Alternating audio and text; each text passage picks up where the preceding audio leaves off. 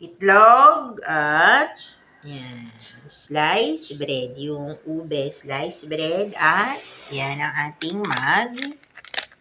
tayo po ay maglalagay na ng ating cereal. Yan ang almusal ko po ngayon.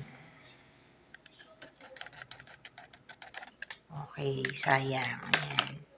Guys, kita nyo? Cereal. O, tapos, ito, meron pa tayong tinapay tsaka po itlog. Lagyan natin ng tubig. Huwag masyadong marami.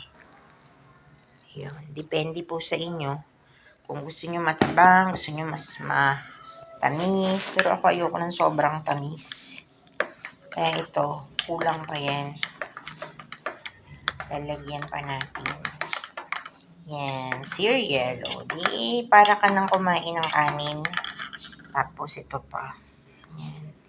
Kasi po ngayon guys, ako ay maraming gagawin.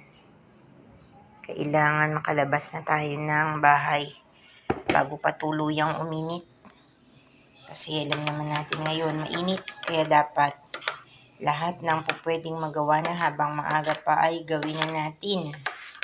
Puntahan na ang mga dapat puntahan. Mamalingki na habang maaga. Para mamaya magluluto na lang. At least nasa loob na tayo ng bahay. Di po ba? Kaya kumain na po tayo guys. Ngayon po ay alas 6:30 na ng umaga. Palalamigin ko lang to ng konti. At yan po pwede ko nang inumin. O, di po ba? Mag-almusal na tayo guys. Salamat po.